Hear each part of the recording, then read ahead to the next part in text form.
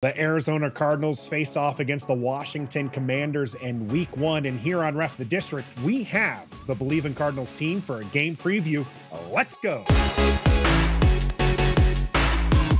Greetings and salutations. Welcome to a collaboration with the Bleav Sports Network. We're Ref the District here. I'm Nathan Perry Stoner, Ref the District. We got Javon Adams and Ed Smith from the Bleav in Cardinals podcast. Make sure you check them out here, especially if you're one of our common Washington fans that want to see some things that are happening outside of our neck of the woods.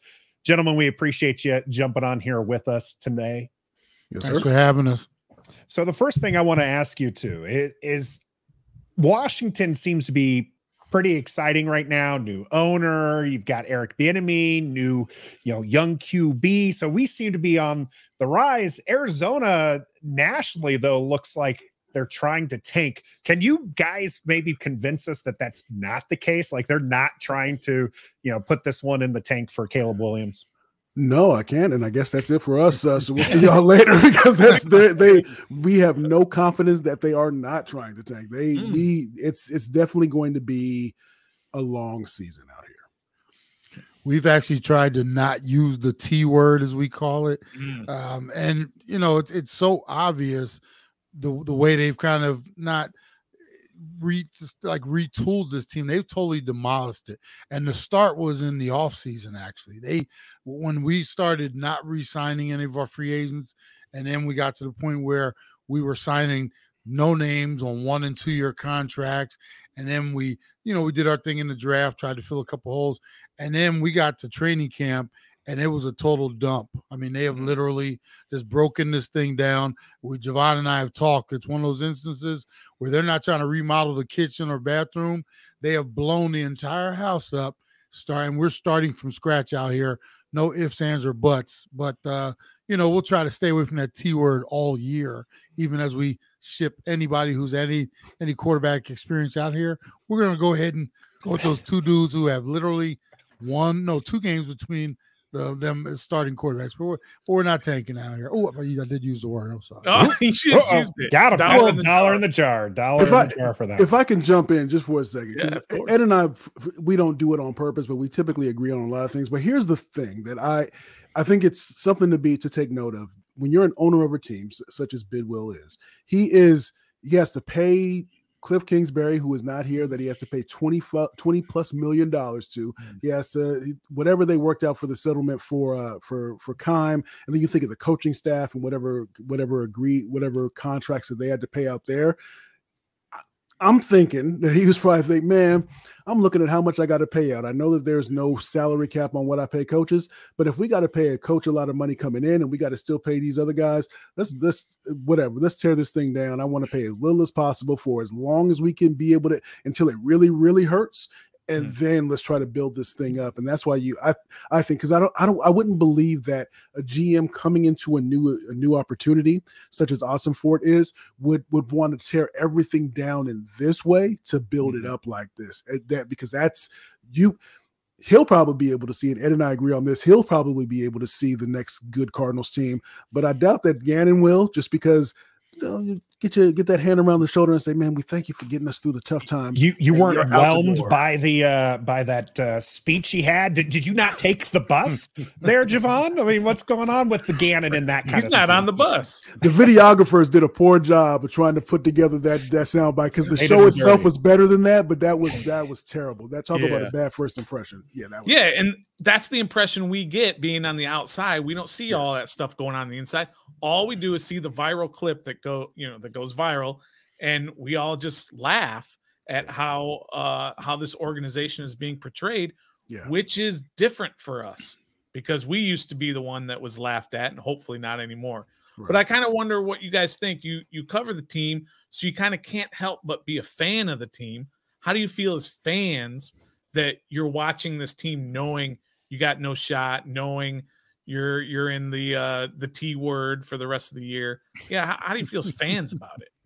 You want that, Ed? Yeah, I don't even know. We cover them, and obviously we root for good things out here because we've been through the bad times, even with our baseball team, with our basketball team, the struggles. We know what it's like when you have a good team to root for. This team gives us no optimism at all.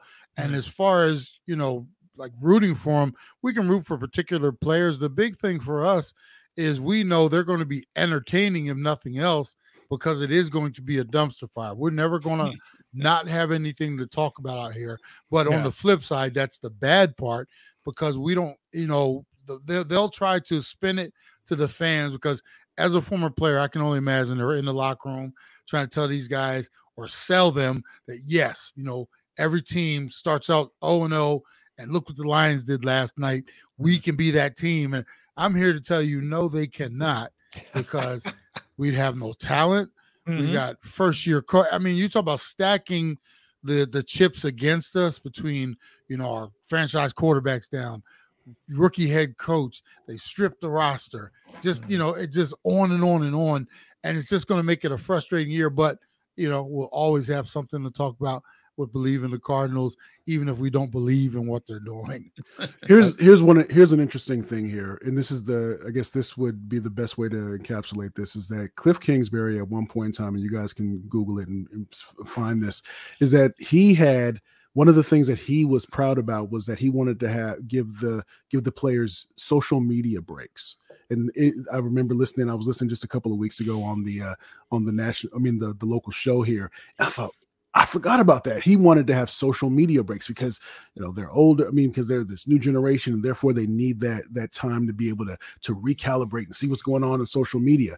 And then so when you have Gannon coming in and fining folks for their if their cell phones go off or being late, and so when you're trying to change that culture, and that's what it's going to be, is a lot of that. But here's the thing that Ed brought when I mentioned this to Ed last week on our national show, and he turned and he looked at me. He said, "How are they going to set the culture when these are a lot of 1 and 2 year deals? When you got these guys that aren't going to be there, then you got to recalibrate all over again." So it's like you're trying to rebuild on the fly. You're trying to do all these different things, get this culture in, and it's as somebody who wants the Cardinals to do well, because it's greater when it's a better experience when you have a winner in the Valley.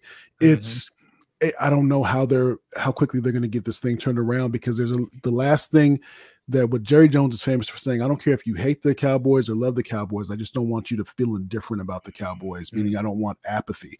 And I think that they're going to get to that apathy, that apathetic feeling, if we have 1 or 2 seasons of this. And that's what I'm afraid of. So it's interesting to hear that the social media thing is kind of where the culture war is with the Cardinals. For the Commanders, it's whether or not there's a ping pong table in the training facility. Famously, Ron Rivera, for the Washington fans, took it out to kind of set that tone for it. So that's pretty interesting. Ed mentioned earlier the 2 QBs that are on the roster. You got the rookie by the name of Tune, but Josh Dobbs, with his 2 starts and 2 losses that he has under his belt, is expected to start. What in the world is Joshua Dobbs going to be able to do with just a couple of weeks on the roster in there for the Cardinals? Ed, we'll start with you, Javon. Yeah. Okay, I'll take that. I don't have I would like to be optimistic, but I can't. But because when you have, as much as what is the storyline with Joshua Dobbs, he's really smart. He's like a rocket scientist. I understand that, but there's still so many moving parts when you're coming into an organization and trying to master all the little things that can help you to be successful, even if you have a previous relationship with the now offensive coordinator. I just think that's another example of how this season is probably not going to go the way in which the Rabbit fans hope, because you have somebody who's coming in to just learn the system, and you're saying you can start over even a rookie. Tune from Houston is not. He got so many snaps in the offseason. So if nothing else, I mean, in the preseason, you would think that at least get him out there for a game or 2 as Joshua Dobbs becomes more familiar with what's going on here and the personnel and the things with the offense. But I think that's just another example of how this season is not going to be one in which we'll have 4 or 5 wins, 4+ wins in this season. And Ed, let me ask you, as a guy who you played in the league for many years as a tight end, so you're on the offensive side. If I'm Eric Bieniemy and I'm devising a game plan for the offense, what do I have to worry about on the defensive side for the Cardinals? What am I game planning for? Anything? Probably your players getting too much work and having too much. I mean, obviously, it is the first game of the year. You know, they're probably not going to have the wind for 70 plays, 80 plays, because they're probably going to be out there a long time running up and down the field. So you might want to get your backup some work, ready for some work. We don't have anything to fear here, Stoner, as far as, you know, our you know, and Javon will tell you this. I preach offensive, defensive fronts. That's where everything starts. We don't have anything on either side of the ball. Our defensive, you know, we honestly, other than Javon Collins, we can't name another guy. If you put my foot to the fire and said, name our starting, you know, I can't do it because they've stripped it down so much. And, you know, we're not going to be able to stop the run, in my opinion, which leads to our secondary, which is second to everybody out there. We're going to get gas back there. I will say that Budda Baker in the safety spots, Budda Baker, and then Jalen Thompson. Jalen Thompson has acquitted himself quite well. He's a good player, but aside from that, Marco Wilson is still a question mark as to how consistent he can be. What I always tell you though, Jay, if your safety is the lead guy, if he's making 30 tackles, that means there's a whole lot of stuff going on in your getting back. The offense is moving the ball. If that's I'm just trying to see it as half full, dog. I mean, why are you trying to get on my head, man? Why are you doing this? Well, Javon, let's keep that half full going here. Is there, you guys mentioned a couple names. Budda Baker, I know, is very familiar across the league. Is there anybody else on the Arizona roster that Washington fans, as they're watching the game, might be surprised with? We have what's called like the District Diamond, which is a guy who's like the fourth or fifth, you know, stringer that starts to show up in games. And you're just like, hey, that guy has some talent. Is there anybody like that on the Arizona roster that might catch Washington by surprise? Yeah, I think, again, strong safety, Jalen Thompson. I think when you have at the with the linebacker position, Dennis Gardeck, it's not that as if he's supremely talented, but he's a guy with a really high motor. He makes every play. He's really getting after it, and so he might get a sack or two. And he really, you can tell when he's on the field. But then aside from that, I mean, there's, you know, Javon Collins. This is going to be a new position that he's kind of playing as he's really just trying to pin his ears back and get to the quarterback. But yeah, I would say Jalen Thompson. Fair enough. Now you both seem pretty confident in Arizona's ability to give this one away. How big of a score are you guys expecting here between Washington and Arizona? We'll start with you, Ed. We both talked about it this morning on one of our podcasts, and this looks like a 24-9 game to me. And, you know, and I'm not talking a touchdown and a missed extra point. I'm talking 3 field goals is pretty much what I'm thinking we'll muster. So, you know, in NFL standards, that is a wash. When you're expected to lose by double digits plus, you know, that, you know, and I think the spread is 7. I was surprised it was that. And the only thing that says to me is they're not really confident about what you guys are prepared to do offensively, but I don't see us putting up that much fight. Now, I will say this, I do hope they pleasantly surprise us. I just don't see it coming. Yeah. 24-10 is what I said today. Yeah, there's the unknown. There's the unknown with Bieniemy, right, on your side, because we don't know how well he. It's funny, we were talking about, and I'm sure you guys talked about it as well, the players that were complaining he's practicing us too hard. We don't know. We feel he offended us, but there's the unknown that comes there. But then there's also on the Arizona side, there's the unknown from this coaching staff, because the special teams, defensive coordinator, offensive coordinator, they're new in these roles, so we don't know how they're going to perform, the decisions that they make when it's all real. And Ed had a great comment on our podcast earlier. He said Jonathan Gannon needs to be serious and locked in. Don't lose his cool. He might want to cry when he get in the car, that old Friday reference, but don't let nobody see no weakness. Don't let indecisiveness, because it all matters as you're trying to create this culture and try to move this thing in the right direction. Nathan, I came into this before we started. I was pretty confident that Washington was going to win.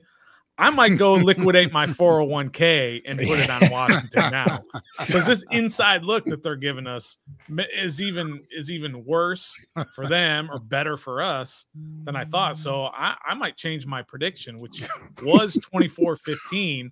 Okay. I might make it 44-15. Yeah. Stoner's emptied out his 401k and lost it a couple times last year. So he might get $1 off of all of that earnings there. I had 27-13 before this discussion. I'm going to stick with it, especially you two, kind of right in that same ballpark. A lot of unknowns on both sides. One of those being Eric Bieniemy. Washington, I mentioned at the start of this, is kind of ascending nationally, where people are starting to recognize them now that the dark cloud's away. How is Washington perceived there in Arizona? We'll start with you, Javon. I think there's an unknown, but there's a positive unknown, because you can look at it two ways there because of the new ownership group coming in. So there's optimism, right?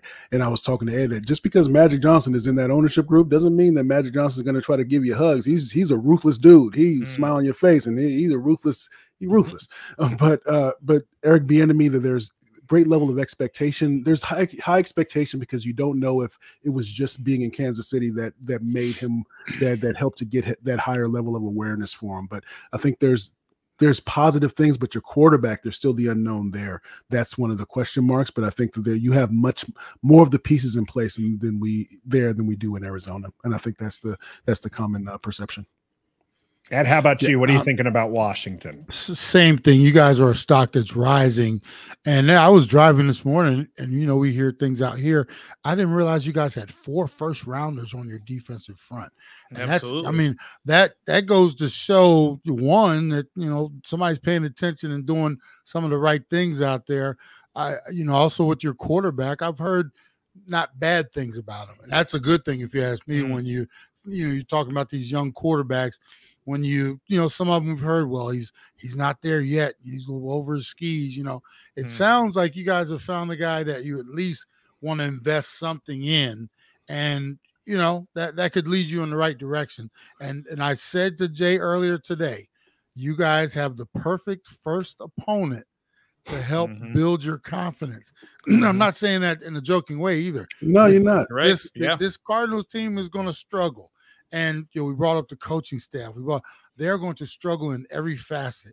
This might be an opportunity for, especially with Bieniemy getting his feet wet, get out there. And you guys might look really good in this first game, and half the battle is confidence. And that could lead you or get you in that stepping in that right direction. So the Cardinals, you guys drew the long stick in terms of positive, who your first opponent is. You are such a hater, man. I'm just telling you, hey, here's the thing, and I will tell you, and I'll set up after this. After this week, we are all, meaning you, Nate, you, Stoner, we're all going to be able to stop guessing what we're looking at. We're actually going to get a chance to see for real in the real regular season. We'll be able to say, you know what? Those Cardinals actually came out and they showed me a little bit. Or, yeah, it looks as bad as I thought it did. Good old overreaction Monday for certain. Washington, in that regards, kind of in a no-win situation is what Stoner and I have been talking about all week. They're expected to beat Arizona, 7-point spread and everything. If they beat the bricks off of Arizona, everyone's just like, was Arizona that was expected. If they struggle against Arizona and still win, no one's going to give them credit for the rest of the year for anything. They're going to expect them to be pretty bad, and God forbid they lose against the Arizona Cardinals. You might as well fire everybody. Don't let anybody back into the practice facility after that. Expectations are everything, right? It's crazy how that works. And along with you're saying, we were talking about how, think about if the Cardinals go, let's say they go start 0-5, then it switches. So your team playing the Cardinals, you don't want to lose to that team. Don't be the team that loses to that team. And then the Cardinals are the ones saying, God, look, and then the confidence starts to decrease with every passing play, every passing week. So it kind of goes both ways. It's weird how that works. My last question for you guys, and I'll start with you, Ed, is what happens if you do have the year that you're expected and you win 2 games, let's just say, one of them will not be against Washington, and you have the first round pick. You still got Kyler Murray, of course. Do you still go ahead and draft Caleb, and assuming Caleb has the type of year we expect him? do you still go ahead and draft him and then figure out what to do with Kyler Murray after? I think that's their thought process, and I think we'll be able to come around week 8 or 9 when we start getting reports that, because at some point they're going to have to say Kyler is either getting close, he's ready to go, or it doesn't look good. Is either his confidence isn't there, he's just not quite ready. The team is 1-9, 2 and whatever. We're just not going to put him out there because we don't want to risk it. That for me will be the sign of either the red or white flag going up that he's not in their plans for next year, or if they put it, if he's finally ready and they put him out there, that will be a sign to me that, hey, we want to at least see what he can do, because he still might be our franchise quarterback. So if he never makes an appearance this year, I think they're leaning toward a new direction. If they get him ready, whether it's game 13 through 17, whatever it is, that shows me that he might be in their plans, but they're not going to put him out there if they don't want that fear of him getting hurt again. I think when you look at the Cardinals have done it before when they had Rosen, and then they decided to go ahead and draft Kyler Murray. Sure. And even with that, last year around this time, I would have said, no, we can't do that. But my partner, Ed, and I give him all the credit in the world, he said to me, especially once Tennessee, when they let go of their general manager, because they said, this is not good enough, right? And so Ed turned to me one day and he said, yes, they can make this change at coach. Yes, they can make the change at GM. And they did. And so for that reason, I said, yeah, they can go ahead and draft that man, Caleb Williams. It's conceivable that they could control the draft upcoming because of the Texans pick, and because of if they do perform as poorly as we think, then maybe the number 1 and 2, maybe number 1 and 3 or whatever, the top 5 picks maybe they'll have, and they'll control the draft in a lot of ways. So yeah, why not? Because if we tear it down that way, and then you can really build it up because you have a rookie quarterback under contract, and then that gives you a little more of breathing room. A long way for that to come, but this week it is the Arizona Cardinals headed to DC to take on the Washington Commanders here on Sunday. We'll be streaming live with the play-by-play and commentary. We appreciate Javon Adams and Ed Smith here from the Bleav in Cardinals joining us here on Ref the District. Nice little Bleav collaboration. Of course, you should check them out, Bleav in Cardinals. We all have a burgundy and gold W for this weekend, so looking forward to that. We'll see you on Sunday, but until next time, I say it's 56-14. Be a fan.